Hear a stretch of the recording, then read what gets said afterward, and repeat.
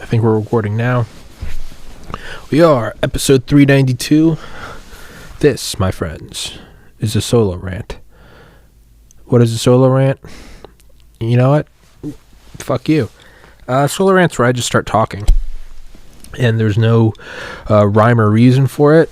And new merch, Snoop Loops. Go buy it. I'll put it in the description. Sticky it in the top comment. Snoop Loops. It's got Fruit Loops and Snoop Dogg superimposed on some Fruit Loops. It's brilliant, I know. A solo rant for all the new listeners is where I just start talking. I don't have a guest, it's just me. And some solo rants are, there's a topic, like maybe about aircraft carriers or the CIA or whatever, World War One. But most solo rants, there is no topic. It's just we're just going for a walk. We're going for a verbal walk, and we see where it goes, and where it stops, nobody knows. They might not be for you. If you like a definitive episode, I would go watch one of the other 390. But for solo rants, they're a little more out there. They're a little more, we're going to wing it. Just going to fucking wing it. So, that being said, it seems like the Biden administration is actually being tough on China, which I'll give credit where credit's due. I didn't see that coming. That was very much of the Manchurian candidate mindset. But it seems like the Biden administration is being tough on China, and fuck it, like I just said, give credit where credit's due. That's awesome. I hope they push further. I hope we build up our Navy more, and I hope we start meeting China on every front throughout the world, economically. Economically, is that the right word?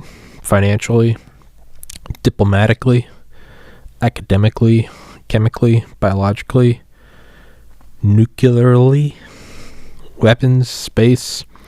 I think Space Force is what we're going to need to develop more. Not that I know what the fuck I'm talking about. I'm sitting here in a Fruit Loops hoodie. I mean, truly, like, there couldn't be more of a jackass that doesn't know what he's talking about. But I'm going to keep talking about it, so go fuck yourself. I think Space Force would have to be the way to go, right? I think you'd have to push it further. Man, if there's not if there's something so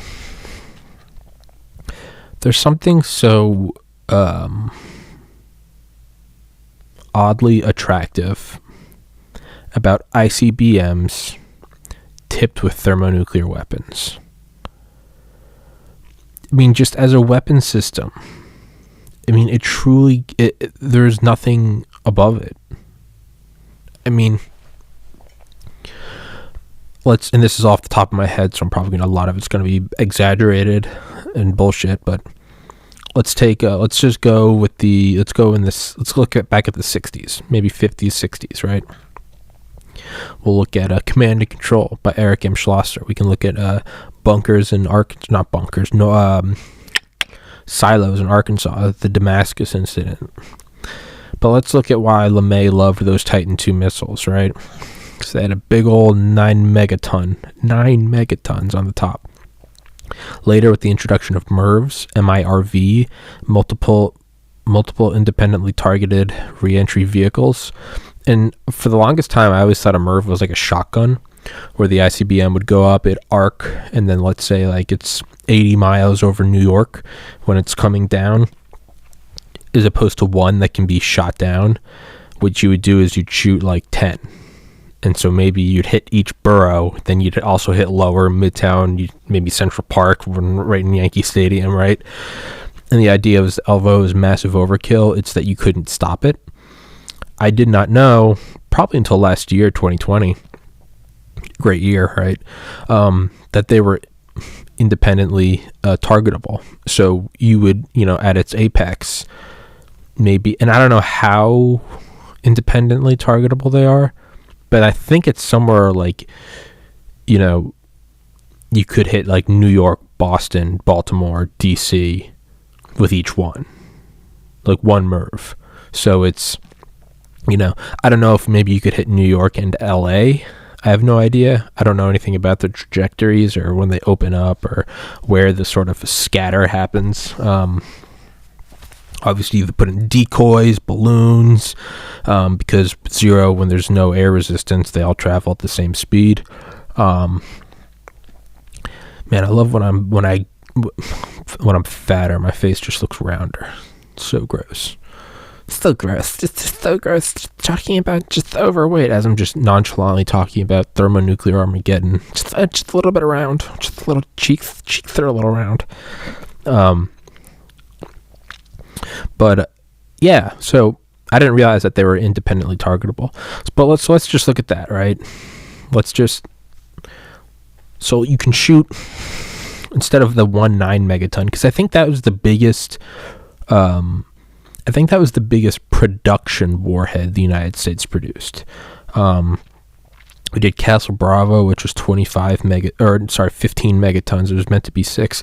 I don't know what the largest H-bomb the United States ever detonated was. I think the largest production was the 9 megaton, meaning it was, it wasn't a one and out. Biggest hydrogen bomb. America. Excuse me. That's not America's Zarbomba. The B-53 was a high-yield bunker Jesus Christ. The MK B-53 was a high-yield bunker buster thermonuclear weapon developed. I mean, can you... Hey, I was right. Oh, this is it. Deployed on the Strategic Air Command bombers, LeMay. 1 point for Tommy. The B-53, with a yield of 9 megatons, was the most powerful weapon in the U.S. arsenal after the last of the B-41. Well, what's the B-41? The B-25 megatons. Jesus Christ. Fucking hell. Service life. About 500. They made 500. Jesus. They were retired in July 76. They were progressively phased out starting in 1963 with the B-53, which is the one we just talked about. Oh my God. 25 megatons. It's just...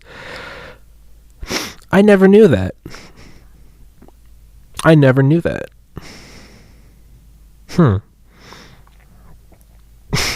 Jesus Christ. Man, so like Zarbomba was 50, right? I think it's closer to 58 was the actual yield, and it's obviously everyone knows it was capable of 100 megatons. But that's pretty crazy that we had production yield 25, so half the size of Zarbomba, but we like mass produced them. Zarbomba was like a one in, it's like the world's longest 18-wheeler. There's this 18-wheeler, and it goes on like tours throughout the United States. But it's like its only purpose is being the world's longest 18-wheeler. It's got like a huge cab, and I think it's called Big Red or something. I mean, it's cool, but it's like it has no purpose. It's like there's not a fleet of them on the highways delivering goods to Costco, right? There's one of them, and its purpose is being the biggest 18-wheeler. Like, it's a closed loop. That's what it does. It drives around towns. Really, I mean, that's a fucking... I don't know what town you're living in if that's the attraction. You know what? That's not cool. I'm not trying to shit on small towns where that's a cool thing, because I would absolutely go see the world's biggest 18-wheeler. I apologize. Not really. Go fuck yourself. That's crazy though. A 25 yeah, so the Zarbomba was kind of more like the Big Red. It's like a freak show. Like, it wasn't mass produced. They couldn't put it on a missile. It was too heavy. The whole reason they scaled it down was because they were scared that the Tupolev I can never say that name of the aircraft company or division. I don't know if the Soviet Union had companies. Tupolev. Tupolev. It was stripped of a bunch of excessive shit. It was stripped of everything that it really as long as it could still take off and land, they took out everything else. And they put the Tsar. I don't even know if it had the Tsar bomb on the inside. I think it maybe carried it. But they were nervous that the pilots wouldn't be able to get away, even with a parachute on it, which I think is horseshit.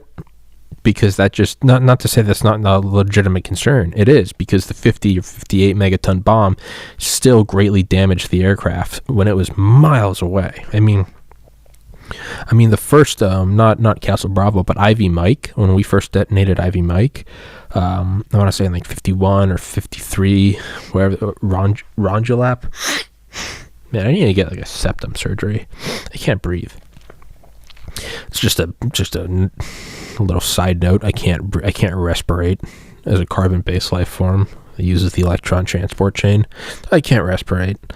This water isn't wet, but it was Ivy Mike, I think, where it was like the surface of the planes, because they do thermonuclear detonations or atomic detonations are incredibly interesting. If you go and look at not just the whole, it's a huge bomb, the amount of tests they would set up around these, not just, hey, let's put a boat in the water and see how much it damages. No, but I mean all sorts of shit. Like bringing in non-native plants and planting them and seeing how it affects different things, putting on different additives and paint and building a whole fake town.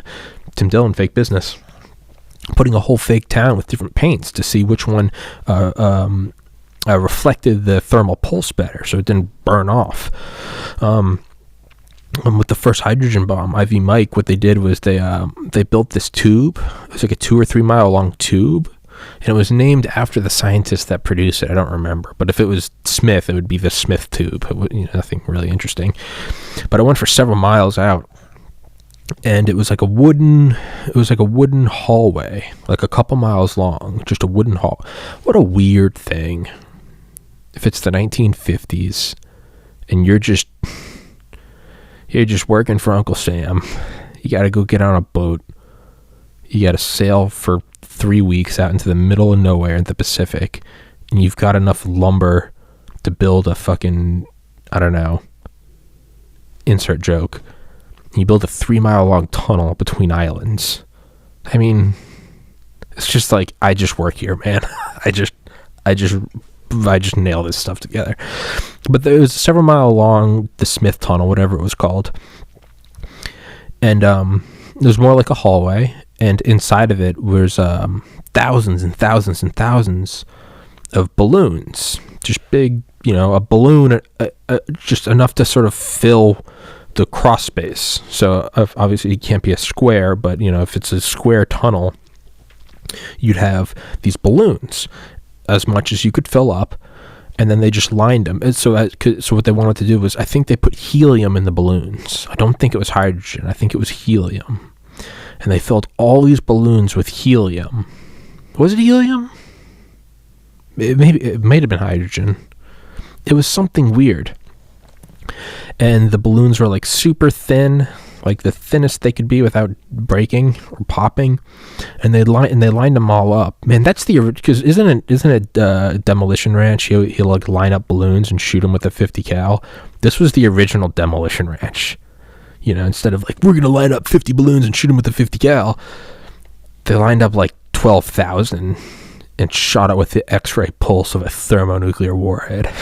Like, fucking Christ. It's the original Jackass.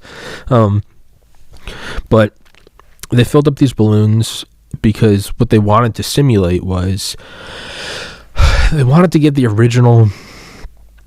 first light signature coming from the bomb.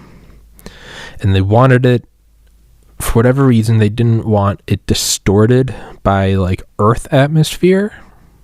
They wanted it as if it was going through a hydrogen or a helium atmosphere, but instead of trying to make an airtight tunnel, whereas one leak could fuck it all up, just different gradients, instead of trying to make an airtight tunnel and filling it all with helium or hydrogen, and then, one wrong thing, because you're out in the middle of the Pacific, I don't know if you have like a team of expert welders who can make an airtight capsule 3 miles long. Instead of doing that, they decrease, I guess, it's actually increasing the number of failure points, but not really. Because one of these balloons can pop and it's probably going to have really no effect. You could probably lose 1,000 of them as long as you still have the other 11,000. But the idea was they had this long wooden tunnel filled with like helium or hydrogen, whatever it was. They had all these balloons, and that simulated, it's almost like, I guess going through a vacuum. But they didn't want it to be a vacuum. For whatever reason, they wanted that element. I have no idea why. I don't work for Los Alamos or Livermore. So they filled up this whole thing. And they wanted that first light signature coming out on the other side. Now, mind you, Ivy Mike demolished everything for tens of miles. This wasn't an atomic bomb. Not that those are anything to scoff at. This was the first hydrogen bomb, thermonuclear weapon. That deuterium burn, right? Richard M. Rhodes, a breath of tritium.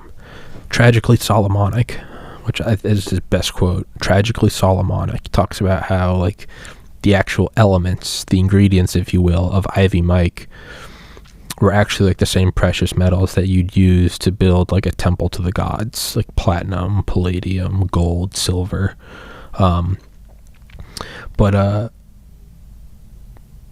So they wanted that first pulse of light to go through the whole thing, all right?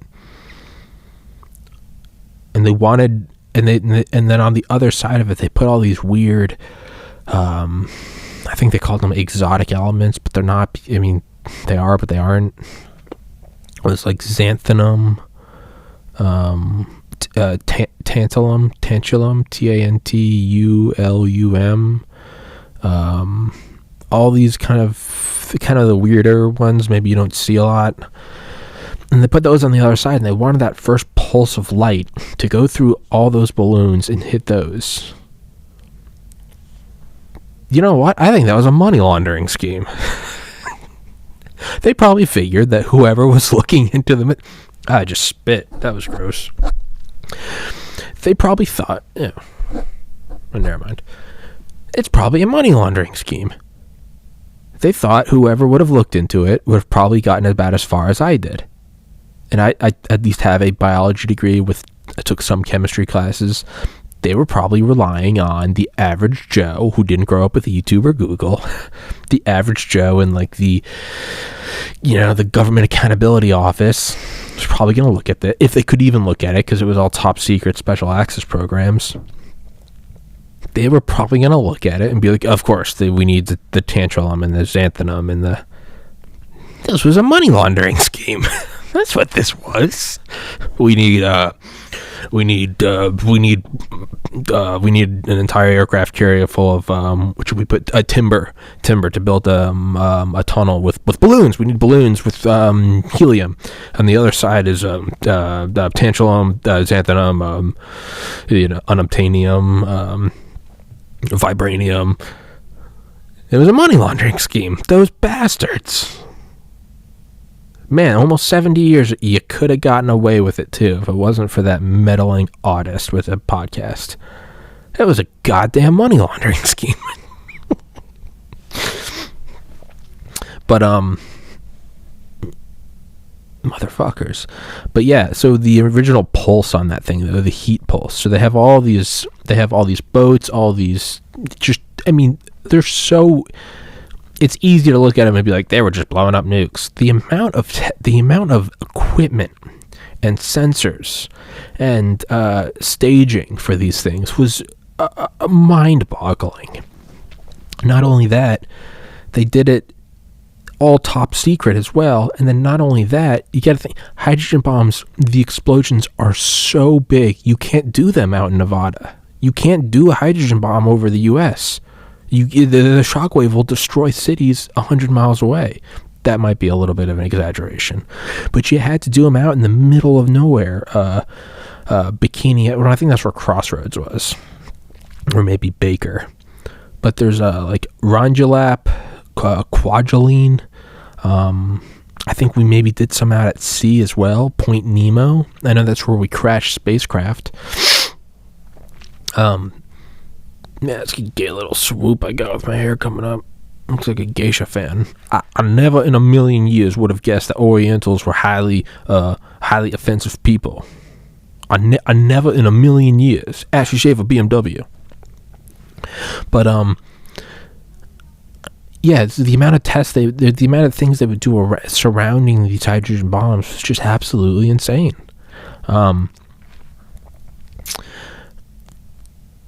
Yeah, it's just batshit, absolutely batshit. And one of the things that they had these, I know they had like sniffer, they had these drones that they would fly, but I think those might have been the A-bomb tests and maybe not the H-bomb tests. I believe this was out in Nevada, where they would fly through the mushroom. They'd fly through the fucking obviously after it turned from a big ball of fire, but they'd fly them through the mushroom cloud to pick up, I think they picked up like drafts. They wanted to know, what the weather was like, the wind, but they also wanted radioactivity. And then I guess secondary and tertiary metabolites, if you will. Metabolites of the organism being the explosion. But yeah, the point of all of that is they had these planes who, amongst all the other planes they were using, some of them were just there to measure heat, and even those were at like different concentric circles going out tens of miles. And one of them, and I could be butchering this, so let's just go on the conservative side, because although I think the actual facts are like batshit insane, I don't want to accidentally guess higher and take it. Why the fuck do I care? I think they're like 50 miles out. Let's just say they're 20, just because it's not as sexy as 50. They're like 20 miles out, 20 miles from ground zero, the hypocenter. And when the bomb went off, instantaneously, the surface of the skin of the fuselage, the outside of the plane, instantly rose by like 80 or 90 degrees Fahrenheit. Instantly. It's insane. So, back to Tsar-Bomba, we know that absolutely the plane would have probably been completely destroyed, right? So I think Ivy Mike was like 5 or 7 megatons. I don't remember. But yeah, 58 megaton, it absolutely, at the very least, the thermal pulse would have damaged the plane. But they were concerned about it being, and it was more than that. It was also like, I think there was actually some like severe structural damage. But it's weird because that doesn't sound like a Soviet thing to give a fuck about the pilots. To me, I think they were concerned with something happening with the 100 megaton bomb. I think they were concerned that the radioactivity was going to blow back on the Soviet Union. I don't know, maybe they thought they were gonna punch a hole through the stratosphere. Some space ball shit, suck all the air out. I don't think that the reason they did what they did was because they were concerned for the lives of the pilots. That just doesn't, time and time again, history shows that is not a concern of the Soviets. Who knows? Maybe I'm just a blue-eyed, white-skinned American who's still, stuck in the 50s calling the commies the bad guys. That might be it too. Who knows? Yeah, so it could have been 100. That's crazy. But yeah, so thermonuclear, just the most advanced. I don't really want to talk about it. But it's crazy thinking that we put all these on top of a warhead that's in a nuclear-hardened silo that can launch, get up to Mach 23, split apart. Those come in. You can't stop them. The shotgun approach. They come in. They detonate. Multi-megatons. The thermal pulse burns everything. The shockwave destroys everything. So immediately you have the thermal pulse, which just burns everything. After, you have the shockwave, which physically blows it all over. They create their own self-sustaining firestorms. There's an EMP instantaneously as well that destroys all electronics at the speed of light. And then there's radioactivity that kills everyone, and it turns all the surrounding shit into a denied area, meaning it's too radioactive for you to go on or to stay in. I mean, is there more of an insane weapon? It launches from your own backyard. You can bring your bomber over or your submarines, but not even. You can just shoot them from the Great Plains. You can shoot them from the Great Plains.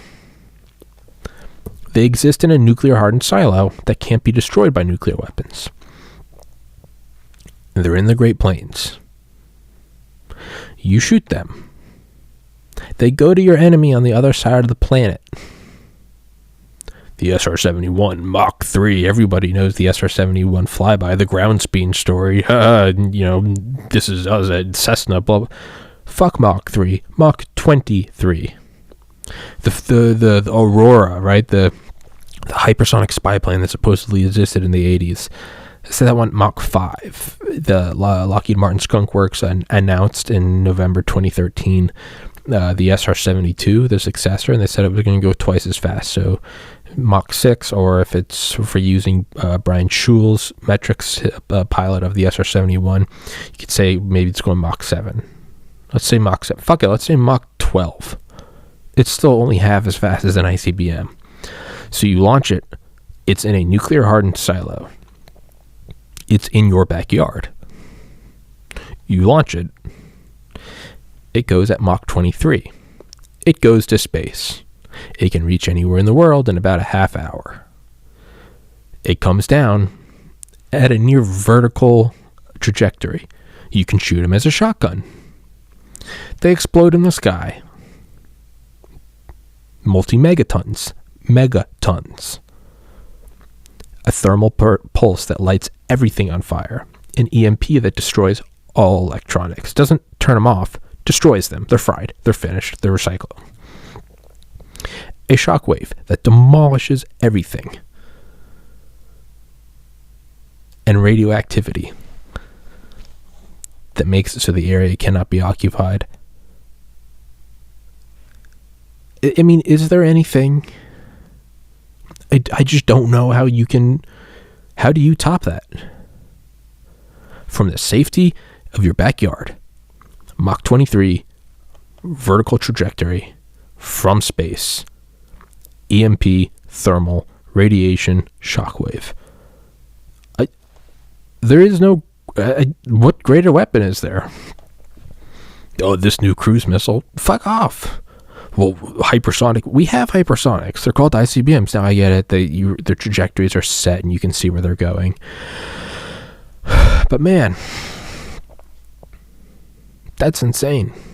That is absolutely batshit insane. Yeah, I don't know how you top that, how you beat that. And as insane and as evil as they are, they work. We have not had total war since August 9th, 1945. We've had vicious wars, sure. Korea, Vietnam, Middle East. We've had vicious wars. But we haven't had a total war where the only reason an A-bomb wasn't used earlier was because no one had one in World War II. And the entire nations were throwing themselves at this. Everything was for the war effort. Everything. Just cranking out bombers and ships and subs and tanks and machine guns and just throwing men into the meat grinder. As soon as you had a new technology, V2 rocket, start using it. The jet engine, the ME-262 Messerschmitt, start using it.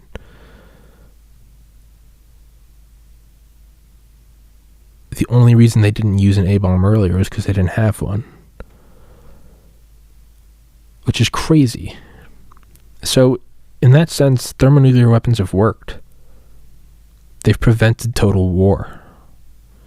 And they've worked in a terrifying way. They've worked in an evil way. They're so bad that there's no winning. And it doesn't mean that you can't kill your enemy. It means that you won't survive as well. You can absolutely kill your enemy. The Soviet Union could absolutely kill. They could irrevocably destroy the United States within 30 minutes. It's 4:43, Friday, March 19th, 2020, or 2021, 4:43 p.m. 75% plus of the entire United States population could be dead by 5:13 p.m. if the Soviets, the Russians, the Chi-Coms, if they wanted to. There's no doubt about that. I mean, we'd shoot down some, but I mean, it doesn't matter. If I throw 10 darts at you full of poison, you can stop 8 of them. But if each dart has the ability to kill an elephant, I mean, it doesn't matter. I can throw 100 at you. You can stop 95 of them. It doesn't matter.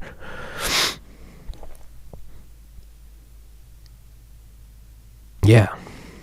The only way is the very thing that makes them so lethal. I throw 100 darts at you. Even if you stop 95 of them, the only thing that's stopping me is not the idea that maybe you're going to stop 100 of my darts. It's that I know that same thing is coming at me. Because the time in between me throwing the darts and them hitting you or you stopping them is enough time for you to throw your 100 darts at me. Like one big bundle. Not like 100 individual darts, but like you pick up 100 and throw them. So that's insane.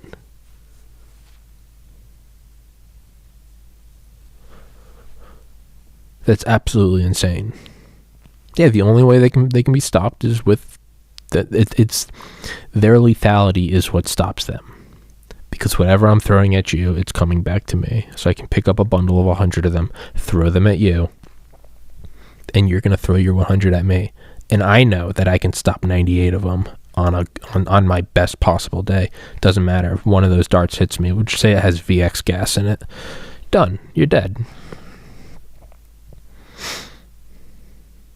I mean, is that what is ensuring peace?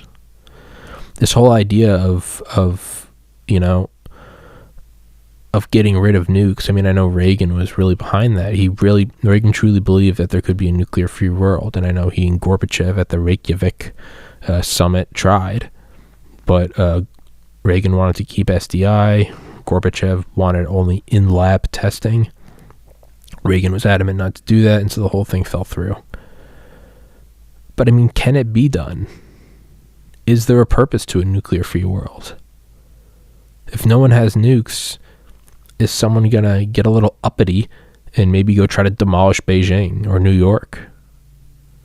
Knowing that a conventional war is on the horizon, that they might be able to win, just like every other conventional war.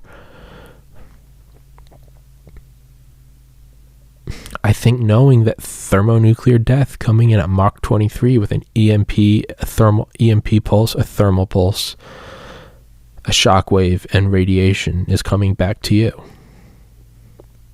And even if you survive that, you go get in a bunker. I mean, what are you surviving? For what world? What world do you continue to live in? What is it worth? So now, and I believe it was a U.S. I forget who. It might have been Truman. I don't remember. Maybe it was Oppenheimer. But they said something like, the arms race doesn't make any sense because our 60,000th nuclear warhead isn't going to make us any safer than our 600th. Like, you want enough to guarantee that you can destroy the enemy and probably the world, but after that, there's no point. I really got to pee. 33:57. 35 minutes. Took a nice bathroom break. Yeah, so now obviously you don't want any nuclear weapons. I mean obviously, yeah. I mean, I wish there was no such thing as disease. I wish we all lived to 120 with healthy lives and we were all best friends and we took mushrooms and just had orgies all day and floated in bliss and made it planet pleasure. I mean, who doesn't want that? But seeing as how we have to pull our heads out of our asses and look at it's a brutal, disgusting world. We are apes. We are the warring apes. We kill each other. I mean, what is it was it that like Chinese, I don't know, I'm butchering this. There's some warrior from China. And it was like, if you have a bunch of monkeys in cages and they're just going nuts and they're not behaving no matter what you do, bring a chicken into the room or bring a monkey into the room and chop its fucking head off and let the stump bleed out. They'll all behave. How do you get humans to behave? Humans that have done World War I and World War II, humans that have done the Holocaust, the Holodomor, the mass starvation in China, the Great Leap Forward, Stalin's breadbasket in Ukraine. How do you that enslaved their own people for 400 years? That will throw human suffering at a pile of rocks until it forms a pyramid. I mean, marrying away girls when they're 11. Like, how do you stop that? How do you keep those people in line? How do you keep, how do you keep boisterous Americans? How do you keep cartels? How do you keep Nazis who call non-Germans Untermenschen, who would teach lessons about the Jew, and they would talk of them as if they were a different species. They would say, much like there are fucking reports of German scientists who they'd be like, much like us, they have two eyes, they have a mouth, they actually even have similar parts of their own brain. They have opposable.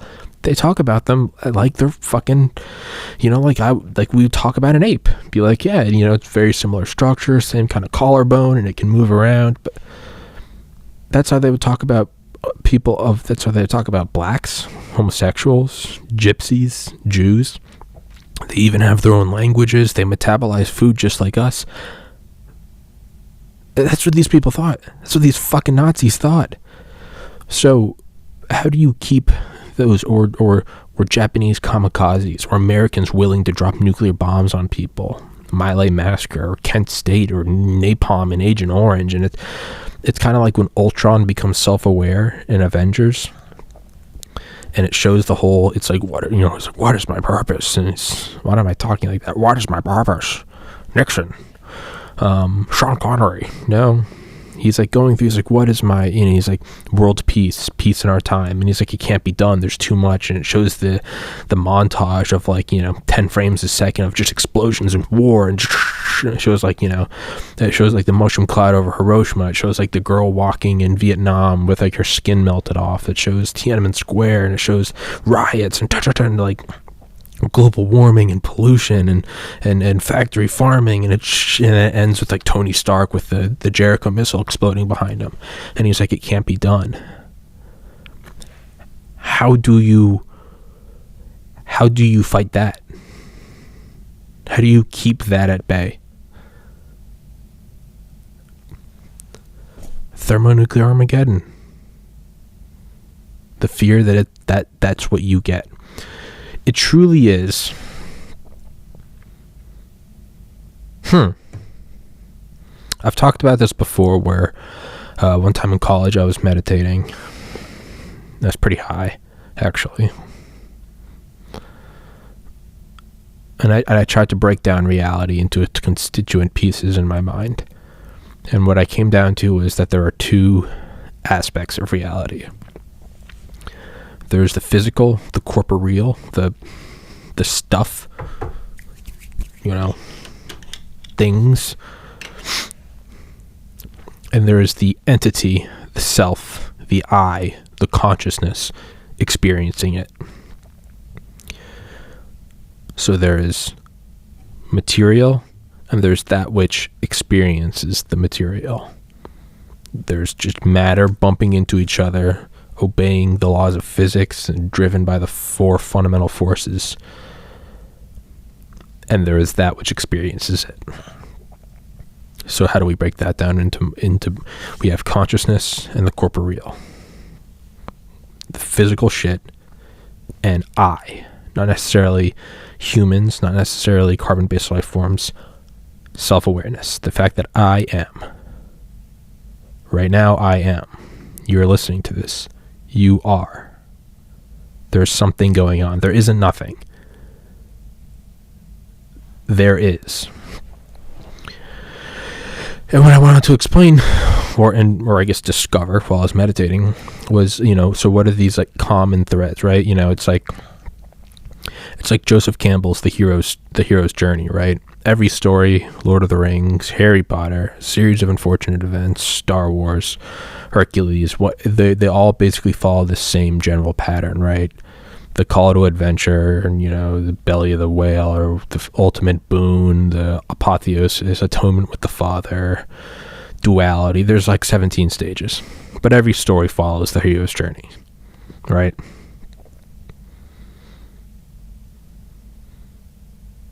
So we have that. Every sports movie, right? You have the bad team, the Mighty Ducks, right? It's the other team. They're from Iceland. They wear all black, right? You have the unlikely hero.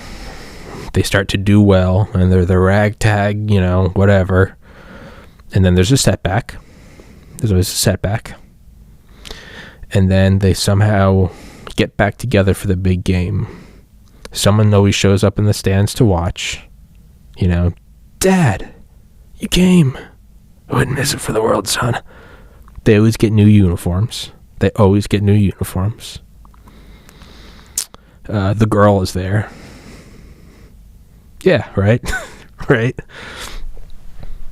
And then there's always a mentor who comes and is like, I want you to wear, here's my lucky baseball card. I used to put it in my pocket while I played. Thanks, Gramps. No, thank you, son. Right? It's always something like that. All right. And so there's always these tropes, right? Yeah. And then the game always goes back and forth, right? And then there's even like a microcosm. There's always a setback within the game where it seems like all is lost, right? Yeah. And you know how it goes. Yeah, he gets the girl, blah, blah, blah, blah, blah, blah, blah, blah, blah, blah. So I tried to kind of look for like the tropes, the stereotypes, the archetypes, the caricatures of these two divisions. So just like the hero's journey, you can apply it to every story, right? Lord of the, Frodo or Harry Potter or Luke Skywalker. You can really see it in all of them.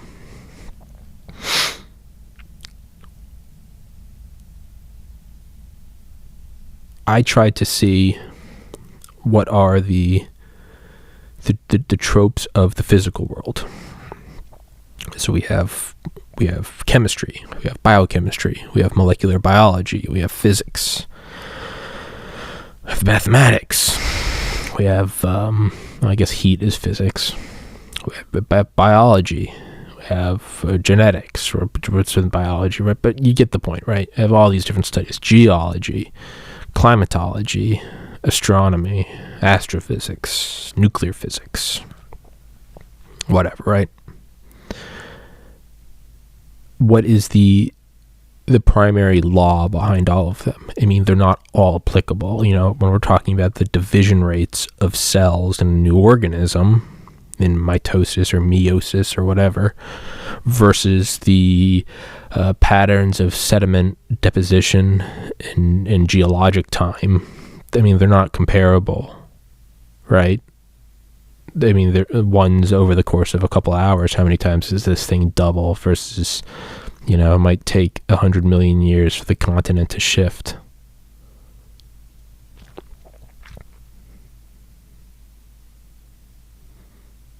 So, what are the underlying themes? And to me, what I concluded was that it's very much so. I'm sure you can probably if you think about it yourself, you'll probably come up with the same answer. But if you don't want to think about it, we can, look at this little flap of hair. It's the fuck is that? I just need to just cut it off. Just cut it the fuck off. My hair looks like Lego hair when I put gel in it. It looks like it can just pop off. Mike Pence has Lego hair. You could remove his hair. fucking someone's gonna kill him, and it's gonna somehow come back to me. And my defense is there. So you, by removing hair, you meant removing the head. God damn it! No, sorry, I was all jacked up on Snoop Loops, but the underlying theme is that for every action, there's an equal and opposite reaction. Right? I mean, you knew that, right? It's the, the seesaw, the swing, you push it and it comes back, the tide goes in, tide goes out, and nobody knows, right? Bill O'Reilly, right? What goes up must come down, right? It all dies in the fall and it grows in the spring, right? It's right. The lion eats the deer, and the lion dies, and the lion dissolves, and the lion's eaten by the hyenas. The carcass is eaten by the hyenas, and the hyena is shit, and the shit goes into the soil, and the soil, grows plants, and those get deposited, and whatever the soil gets deposited into the river, and the river goes out into the ocean, and it's nutrients in the ocean, and the plankton eat the nutrients, and the fish eat the plankton, and the birds eat the fish, and then the I guess deer aren't carnivore. Who cares? Just say the fucking whatever eats the bird, and then the lion eats the deer. It's the circle of life, right? Mufasa, Scar. Again, hero's journey. It's a closed loop, right? I mean, normal force with gravity, right? It's conserved, right? And then there was some debate for a while that does life violate some of the laws of thermodynamics, and it's no, because although it's increasingly complex as opposed to increasingly disordered, it is offset by its creation of heat.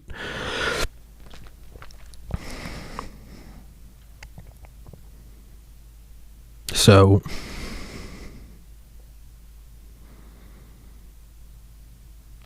there's this underlying theme, right? Equal and opposite reaction. Very good. What's the other half of reality? The consciousness, right? So we have the physical thing, right? All the within our multiverse, or within our universe, in the multiverse that we know of. The other side is the experiencer. Well, and mind you, we're not, neurology doesn't, or that doesn't fall into the consciousness, that falls into the physical, because it's physical matter. It's neurons, it's glia and axons and dendritic growths and all that shit. Action potentials, calcium, sarcoplasmic reticulums, action impulses. Just the mind itself, right? Any biology around it, the skull, your cerebrospinal fluid, that's all falls within the physical bifurcation of reality. We're looking at the consciousness. Okay. So there's no set science. Any set science you can name for this, I think, has to be automatically pushed into the physical world, because there are no set sciences for the mind. If you're talking about the infrastructure, the physiology of it, that stays in the physical world. But within the mind, my dog was blind towards the end of his life, and sometimes you'd go to pet him and he couldn't see your hand, so you'd start scratching his head, and he'd pull back like, where'd that hand come from? I find myself, whenever I lean too close and my lips hit the microphone, I find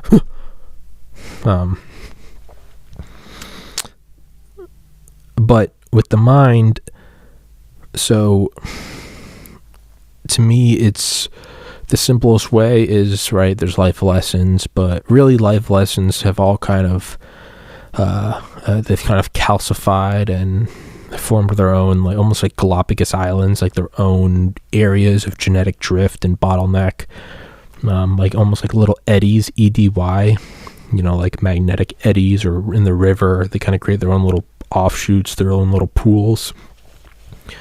They've all kind of turned into their own little pools, right? Their own branches, and they've kind of solidified and grown roots over the millennia. Catholicism, Islam, Buddhism, Hinduism, Judaism, Taoism, whatever, Zoroastrianism, Scientology, even, fuck it, whatever.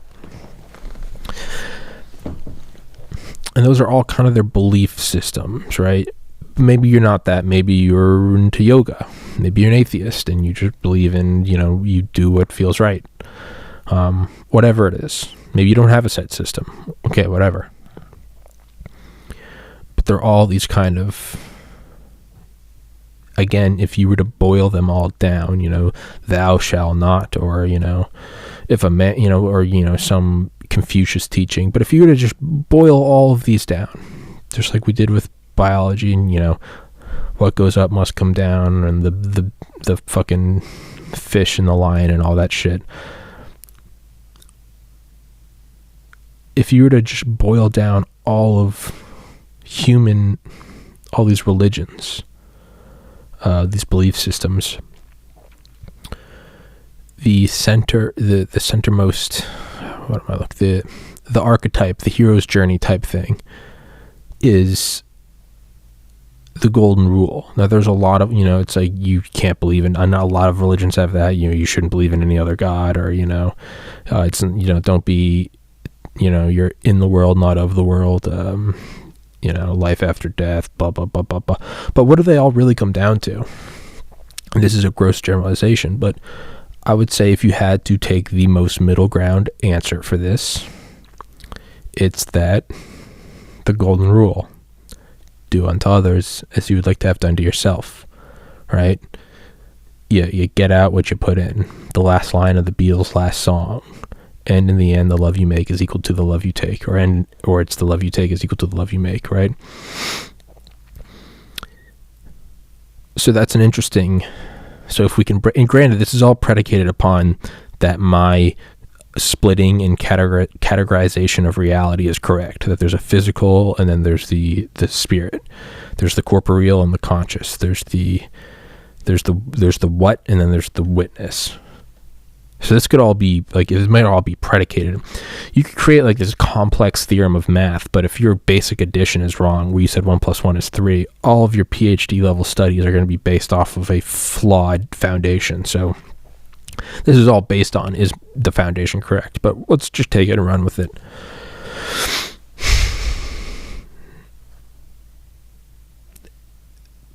There seems to be an interesting mirroring of what goes around comes around. Do unto others as you would like to have done to yourself. For every action, there's an equal and opposite reaction, right? It seems like we've taken that step just one step further, right? It's the same, it's the archetype, it's the trope, it's the dad's coming to the championship game. Mom and dad got back together just for this one night. They put their differences aside, right? And you get the girl, and the girl leaves the pop, right? It kind of seems like we see that with the physical world, and then the spiritual world is there's this mirror.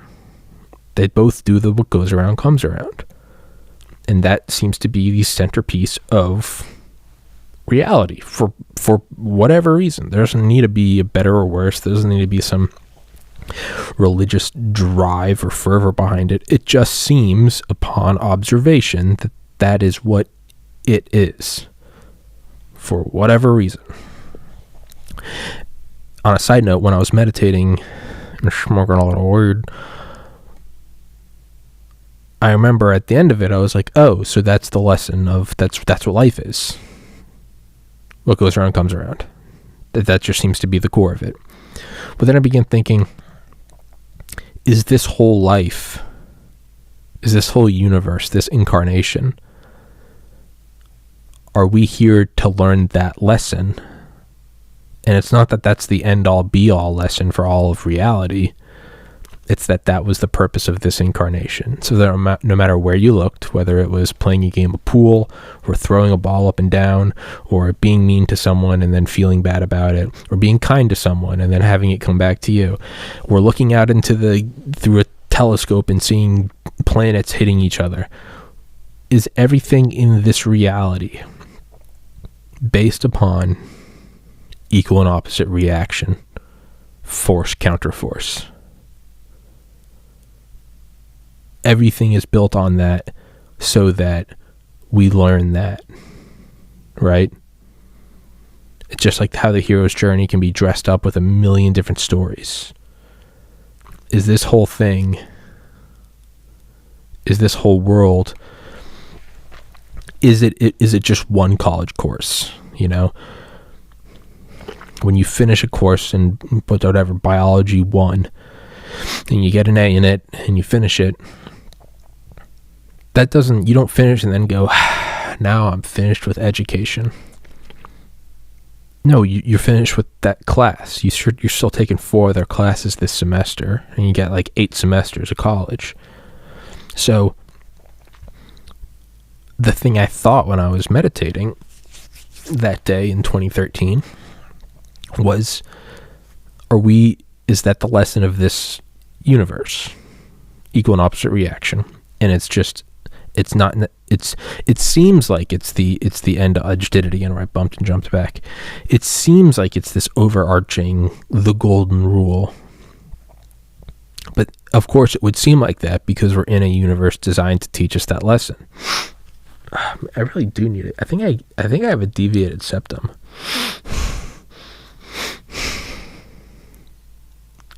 Yeah. I can see my nose. It's kind of crooked. Interesting. Of course it's going to seem like that's the golden rule because we're within this system that is apparently trying to teach us through example that this is the ruling, the fundamental system. My next thought is this universe just one lesson? Is it just one course? You got the lesson. Okay, now, you the book report's due on Monday. You did it Friday afternoon. Now you have the rest of the weekend to play. Some people fuck around and then they got to stay up Sunday night and do it. May I be so bold as to say I figured it out, and now do I get to go play for the rest of the weekend? Did I figure it out and I get to just go run around until Monday comes? Monday being death. And there's some beauty in that, or some poetry in that, but not really. Jesus, I've got a fucking inflated ego. But is it just that and it's finished, and if you don't figure it out, you got to take the course again? But now that it's finished, do we die, go into another multiverse with different laws of physics, or maybe they don't even have physics, it's something else, who knows? They have some other system, it's not even math, maybe they don't even have systems, maybe it's incomparable to this reality. There's nothing to compare it to. So what Terence McKenna says about DMT, no words can describe it because nothing from that reality exists in this reality and vice versa. So is this reality, do we just have one? And that's the thing is, and then we get to the next multiverse and there's another lesson to learn. And we just do this, maybe we're doing it forever. We're in training to be gods. We live through 100 trillion lives and then we finally garner enough wisdom to become a deity. Who the fuck knows? I don't. Go buy this hoodie, support my podcast. But that being said, it makes sense then, right? That we find that golden rule even in thermonuclear weapons. Mutual assured destruction. It all comes back. If you don't fire your missile, and no missile will be fired back at you. If you do fire it, it will be.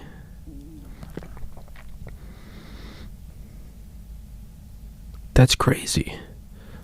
So is that the underlying theme of all of reality? I don't know. It kind of seems like it.